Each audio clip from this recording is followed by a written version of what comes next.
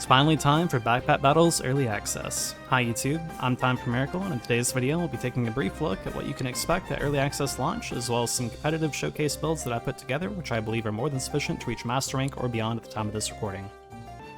So, what's new in Early Access? The developers have already made their own trailer and announcements video that you can find linked below in the description, but now that Early Access is finally out, we can talk specifics and see what precisely we're getting beyond just the super cool art of the new items.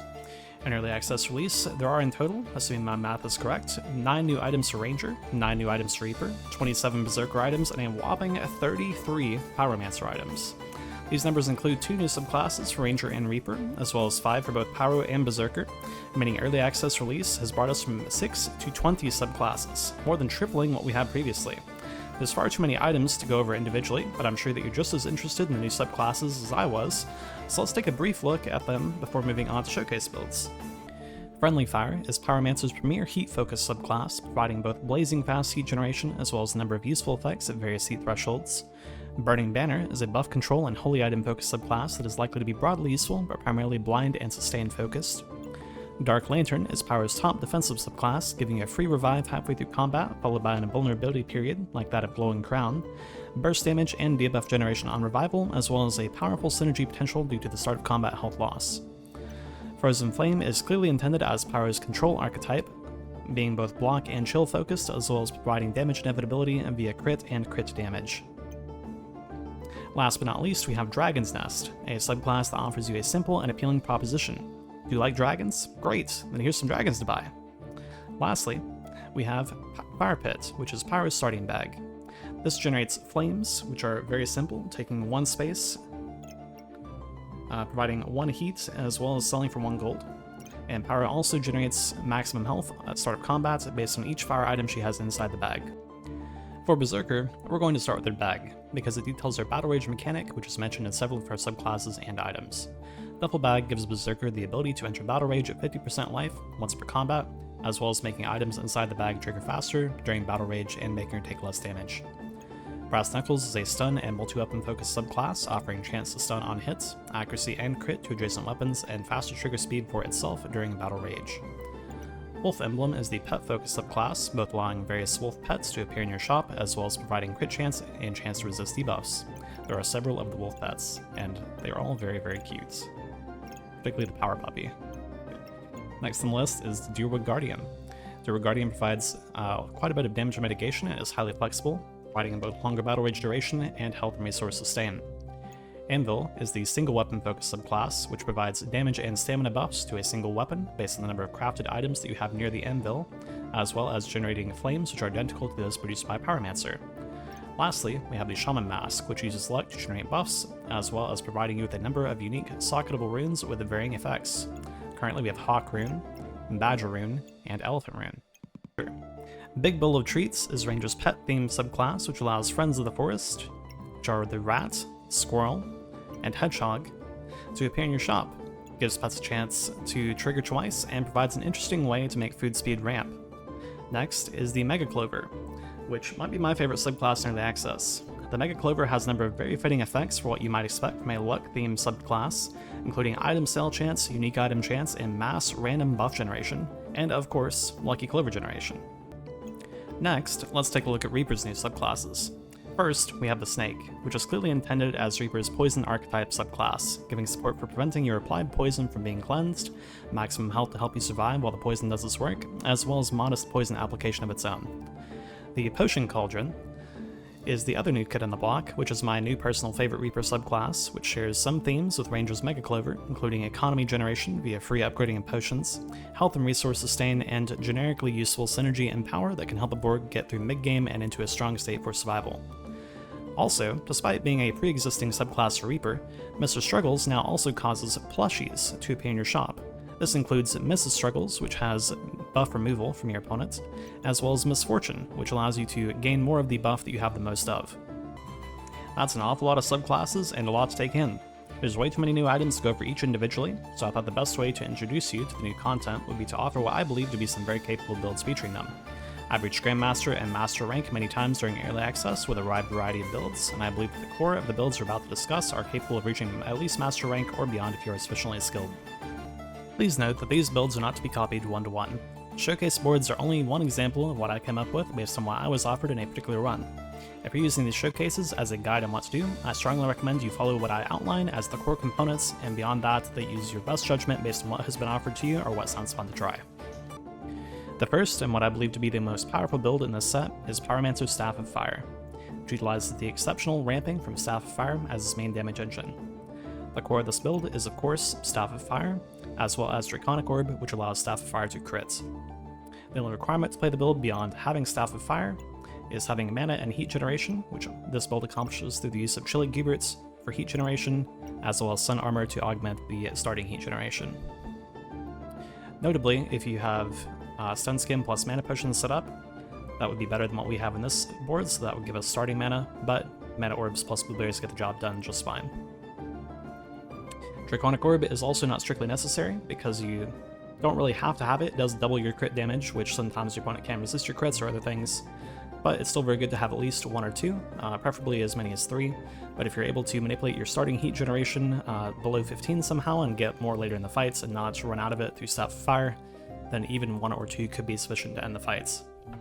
Subclass this build is extremely flexible, and at the time of this recording I believe that Dark Lantern is likely the best because I believe that Staff of Fire is extremely overtuned and all you really need is defense for it. This dynamic will likely continue in the future, so I would expect Frozen Flame to be another great option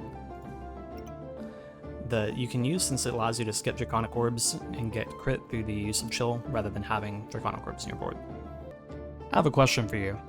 Do you like bows? I sure hope you do, because this build has more than you've probably ever seen in one place before. This is Hero Longsword and Friends, aka the Bowpocalypse. This build's very simple. Just buy short bows and whetstones and bananas early, until you get Hero Longsword, and then regular bows as they show up, a few acorn colors, stamina potions as available. And boom! You have a board that does face melting levels of DPS, which I can show you right here. This is from the very last combat of the run, and there is so many instances of damage, it does not even all fit in here, and even just this is like 60-70 plus, which is crazy good for a 5-second fight. Also worth noting, we are almost out of stamina at the very end, so no 16 in power of it, but saw some pretty impressive results. Worth mentioning, we have 1, 2, 3, 4, 5, 6, 7, 8 weapons. No, maybe 9. I don't know. There's lots. That's the point, right? We have a humongous amount of instance damage, so any instance of Empower is super crazy good value. And also, this board has really good defensive options, thanks to the random buffs generated from Mega Clover, which lets us use things like Glowing Crown, which is very powerful for burst defense, which is great for this board since it is fully burst focused.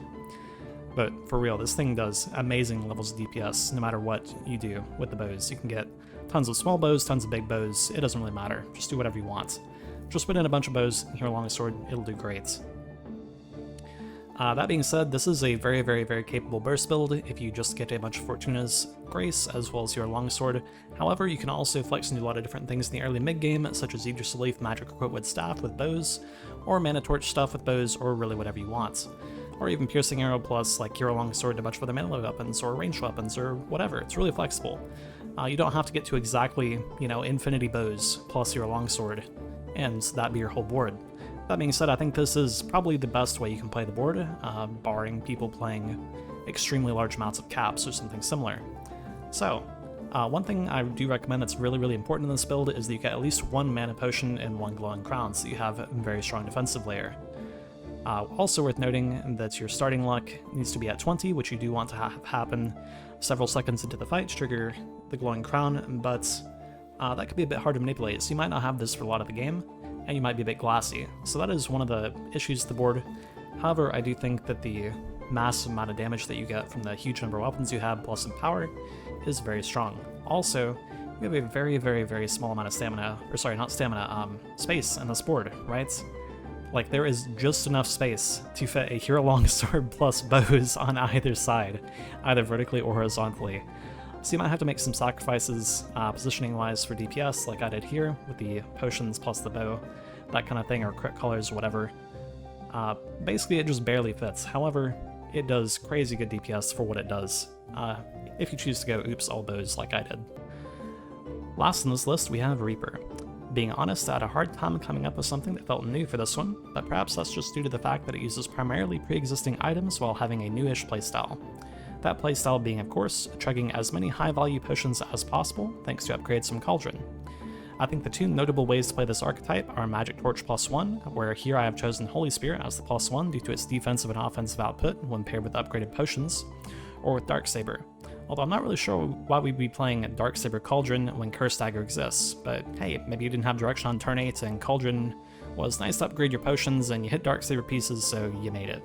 I'm not judging. Either way, you can probably get quite a bit of mileage out of pre-upgrade Demonic and Vampiric potions with that setup, so who knows.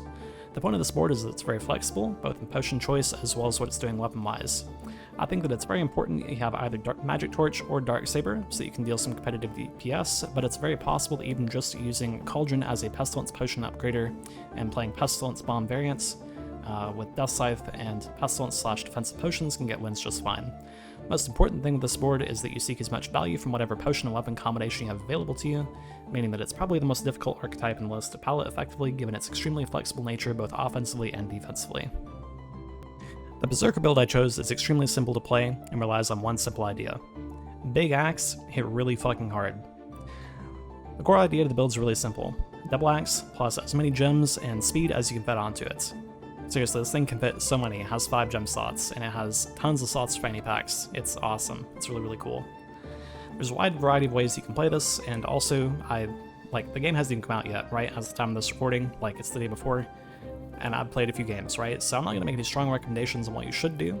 However, I will say one big notable issue is this thing has massive stam problems. It doesn't just deal 100 DPS, it also does 100 DPS to your stamina. In this board we have 2 bananas, 4 backpack topaz, and a Wolpertinger, and tons of buffs with the Wolpertinger, and we still have massive stam problems, or a 0.6 stam at the end of the fight, right? So, that being said, you can play this in a wide variety of ways. You can use different subclasses. I picked Shaman Mask for this, which donates runes for us. I think it was bugged whenever I played it and did not actually give me any runes for most of the game, which was not how it's supposed to work, I'm pretty sure. But I ended up with 4 by the end of the game. We got 1 Hawk rune, several Elephant runes, which by the way these do stack. Whenever they hit their stun, the stun can stack in duration, which is really interesting. I don't know if that will stay that way. That being said, I think this board can do really competitive levels of DPS. You can do many different things with it. You can play it with Anvil if you want to, get a lot of extra stamina generation essentially by using less stamina in the first place, get some pseudo starting ramp. You can play it with Wolf Emblem if you want to and get some starting crit that way, get some debuff resist for extra defensive layers, etc, etc. You can play it with tons of different Battle Rage setup. It doesn't really matter what you do. Tons of different ways. You can play it with Dual Guardian for all I care. You can do whatever the heck you want. Basically just get Axe, make Axe go burr. It's great. It's good stuff. Highly recommends. That was quite a lot of info, huh? Hopefully some of that was helpful to you, and that you have fun with early access. If you liked the video, feel free to do the usual things on YouTube or check me out on Twitch. I stream backpack battles live every day at my channel linked in the description below. I'm Time for Miracle. Thanks for watching.